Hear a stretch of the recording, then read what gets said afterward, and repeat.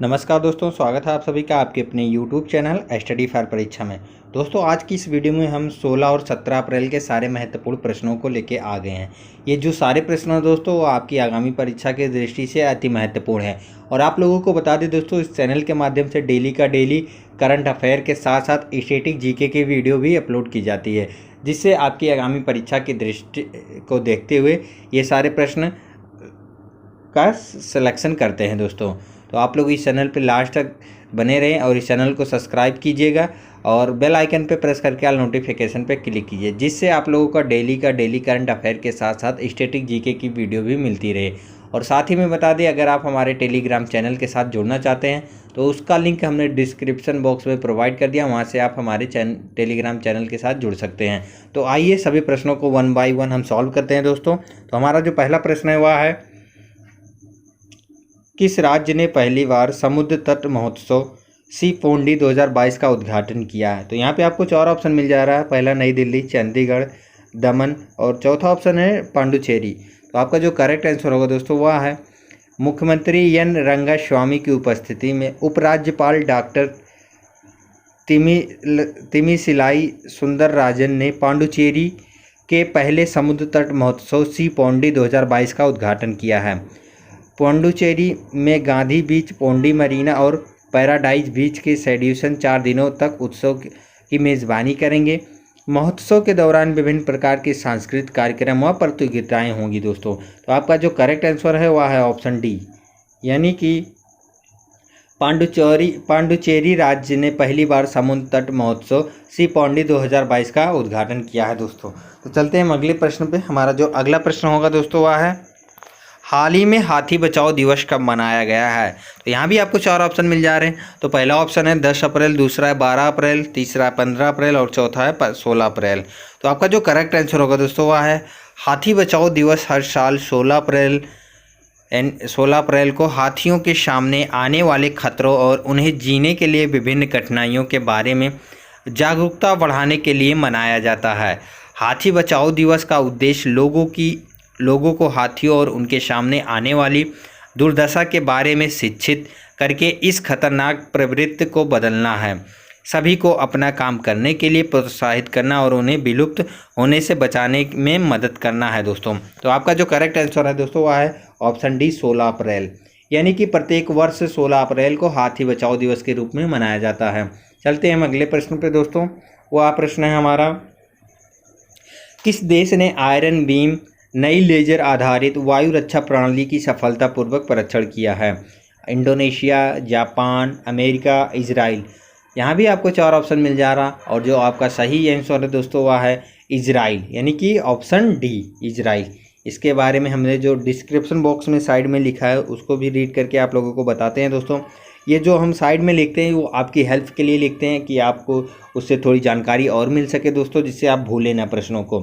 तो इजराइल ने एक नई लेजर मिसाइल रक्षा प्रणाली आयरन बीम का सफलतापूर्वक परीक्षण किया है, जो ड्रोन सहित किसी भी हवाई वस्तु को नष्ट कर सकती है।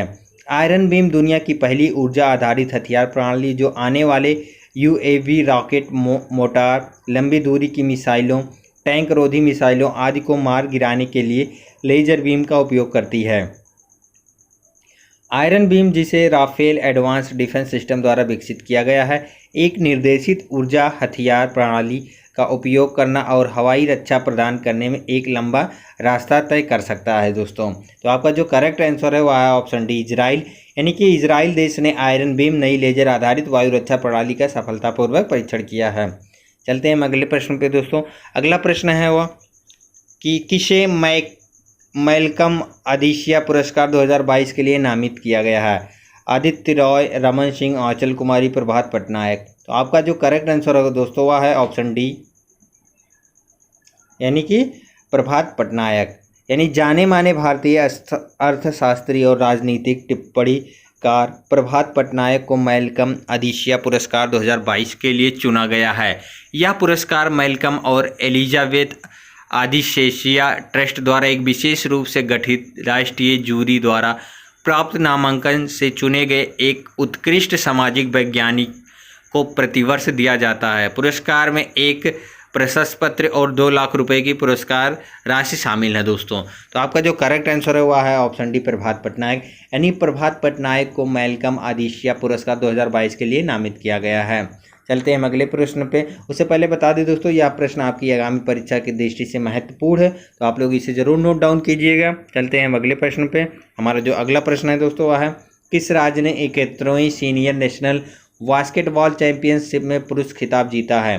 पंजाब, हरियाणा, तमिलनाडु, उत्तर प्रदेश। तो आपका जो करेक्ट आंसर है दोस्तों वह है तमिलनाडु, यानी कि ऑप्शन सी। ऑप्शन सी हमारा जो है करेक्ट आंसर है।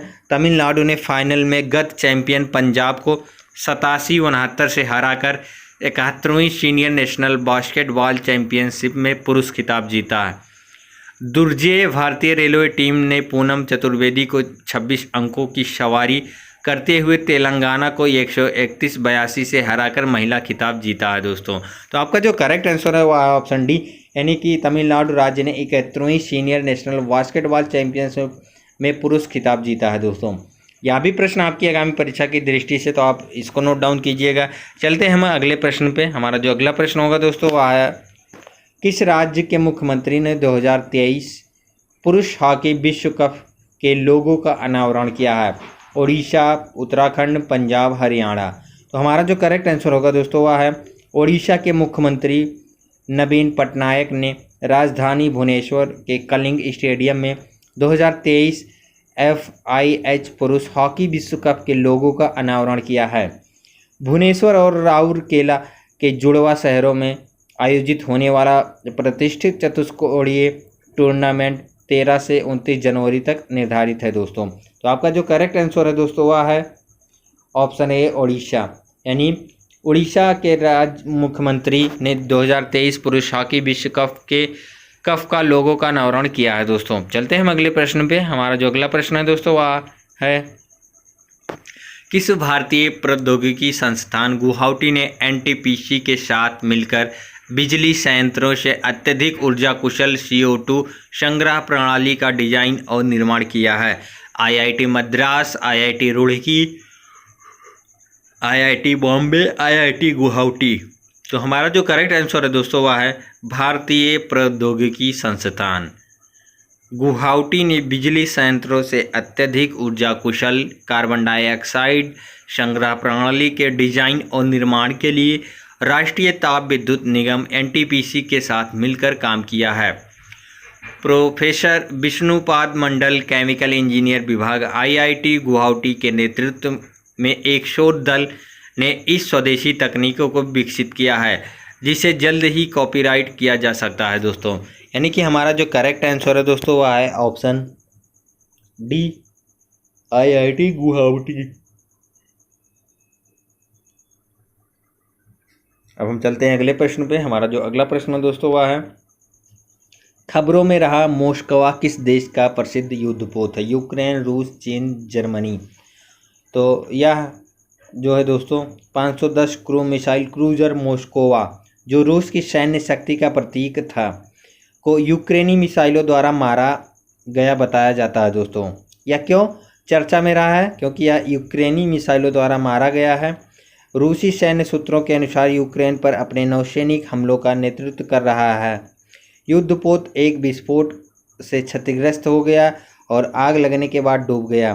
12,490 टन वजनी यह पोत द्वितीय विश्व युद्ध के बाद से डूबने वाला सबसे बड़ा रूसी युद्धपोत है दोस्तों।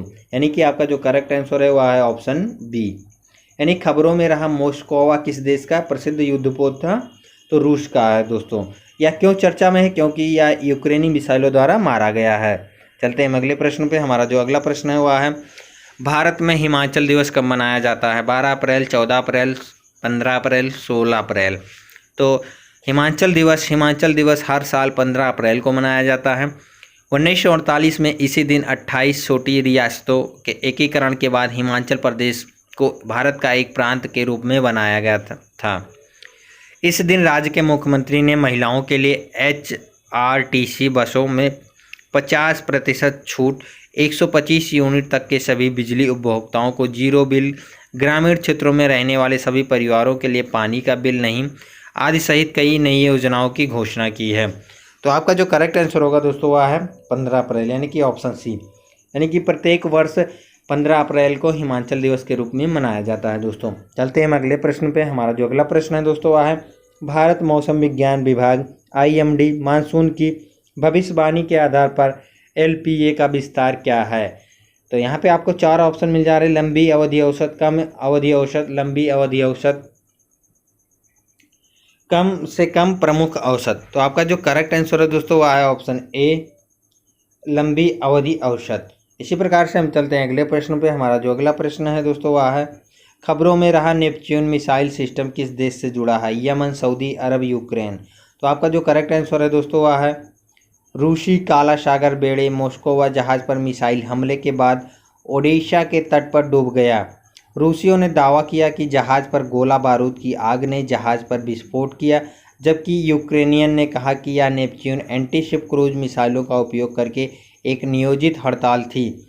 नेपच्यून मिसाइल प्रणाली को 2021 में यूक्रेनी बलों में शामिल किया गया था। 2014 में क्रीमिया के कब्जे के बाद से यूक्रेन के तटीय क्षेत्रों के लिए रूसी खतरा तेजी से बढ़ा रहा था। तो यह दोस्तों जो खबरों में रहा नेपच्यून मिसाइल सिस्टम किस देश से जुड़ा है, तो यूक्रेन से है। तो आपका जो करेक्ट आंसर है वह है ऑप्शन डी, यूक्रेन। इसी प्रकार से हम चलते हैं अगले प्रश्न पे। हमारा जो अगला प्रश्न है दोस्तों वह है उत्पादन से जुड़े प्रोत्साहन PLI योजना के तहत केंद्र कितने वर्षों के लिए विनिर्माण के लिए वित्तीय सहायता प्रदान करता है, 3 साल, 5 साल, 7 साल, 10 साल।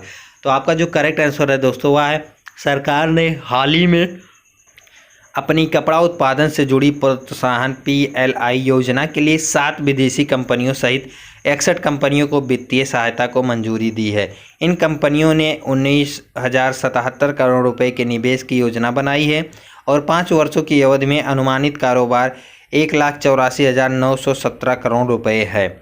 PLI योजना के तहत केंद्र देश में इन उत्पादों के निर्माण के लिए 5 साल के लिए वित्तीय सहायता प्रदान करेगा। यानी कि जो आपका करेक्ट आंसर है दोस्तों वह है ऑप्शन डी, 5 साल।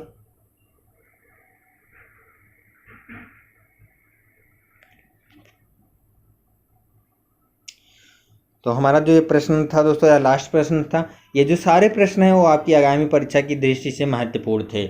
और आपको बता दें एक बार लास्ट बार दोस्तों, आपको इस चैनल के माध्यम से जो भी वीडियो उसके माध्यम से प्रश्न प्रोवाइड किए जाते हुए आपकी आगामी परीक्षा की दृष्टि से महत्वपूर्ण होते हैं। तो आप लोगों को सारे प्रश्नों का उत्तर इस वीडियो के माध्यम से मिला है, वह करेक्ट है दोस्तों। और आपके दिमाग में किसी भी प्रकार का कोई प्रश्न है तो कमेंट बॉक्स में ज़रूर लिखिएगा। मिलते हैं अगले वीडियो में, तब तक के लिए आप सभी का धन्यवाद।